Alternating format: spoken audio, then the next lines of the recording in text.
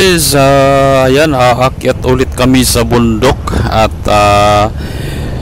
titingnan po natin yung magagandang view. Ayan, dito sa bundok ng Borongan City. At ayan, papunta na po tayo at titingnan natin yung mga kung ano ang meron sa ating mga kalikasan.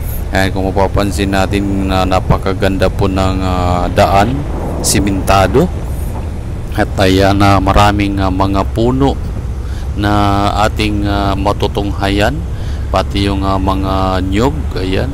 At yung mga bahay po dito ay simple at mga payak lang yung mga bahay at siyempre yung kanilang mga pamumuhay dito payak lang din. Kaya kung mapapansin natin, ayan, dumaan tayo dito sa taniman ng palay. Ayan guys.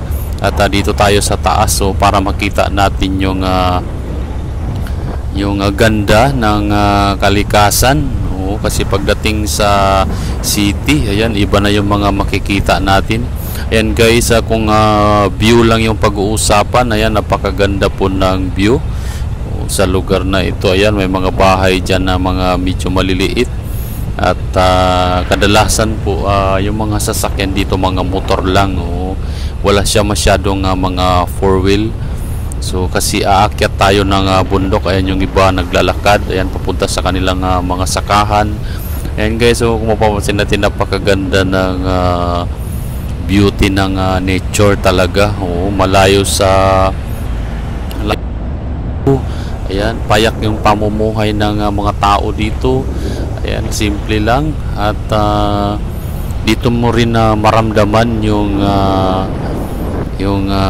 refresh, yung kaginhawaan, lalo na sa kalikasan. Ayan, sariwang hangin.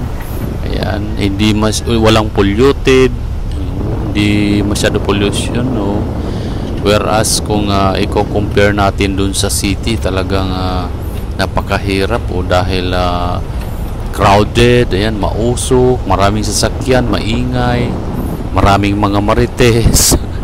Ayan guys, so napakaganda, napakasimple lang po ng buhay dito ng mga tao. Ayan, sakahan ng kanilang pinagkukunan o source of income nila. Ayan, yung mga kuprahan, yun, kagaya din sa amin sa probinsya.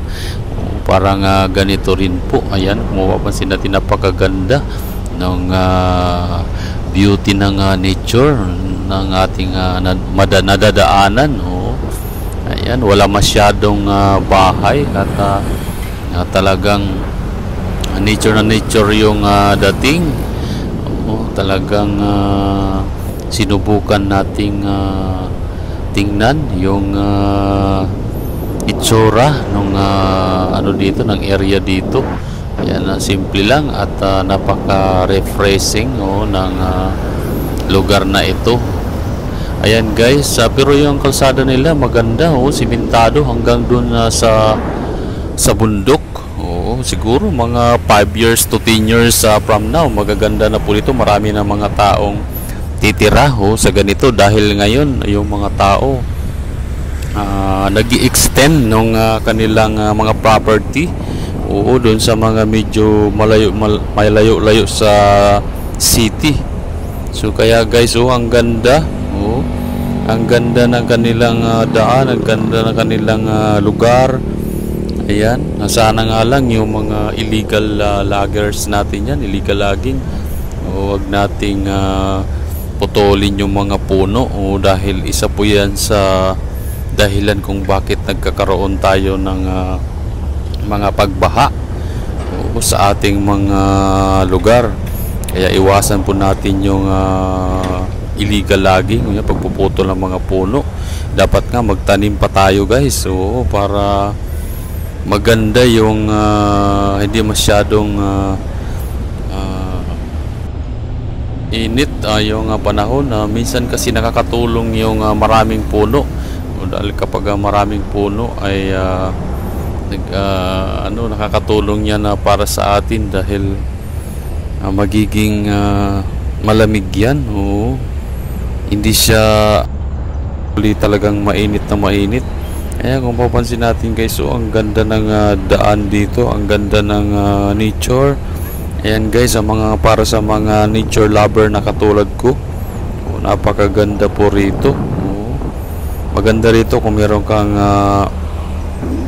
camping site. Oh, magka-camping, maganda, perfect na perfect po 'yun para sa mga hilig mag-camping diyan. Kaya guys, ang ganda, sobrang saya at sobrang sarap ng pakiramdam pag napunta ka sa mga ganitong mga lugar. Kaya guys, tingnan nyo, malinis yung daan, wala masyadong mga sasakyan. Maraming mga puno lang makikita mo dyan. Mga tanim, mga prutas, ayan, mga buko. Ayan guys, pero pag dating na ang panahon na mapupuno din po yan ng tao. Kasi yung mga tao ngayon na bumibili na ng mga property dito sa mga ganitong klaseng lugar, dahil maganda dito mag-relax. Lalong-lalo na yung mga mahihilig sa mga ganito. Napakaganda. Ayan, dito na tayo guys sa bukid. Ayan lang po yung mga bahay dito, konti lang po sila. At siguro nga balang araw mapupuno din to dahil marami na nagbebenta ng mga lupa dito. Ayan, napakaganda po. Dito na kami sa taas ng bundok. Ayan, simple lang yung mga buhay ng mga tao dito. Mga bahay nila, mga simple lang din. Ayan, maraming salamat. Ayan, sa panonood ng ating video, at sana may natutunan kayo dito sa ating video. Ayun, mamuhay lang ng simple at payapa. Thank you so much everyone, and God bless us all. Sana pagpalain tayo ng may kapal. Kasi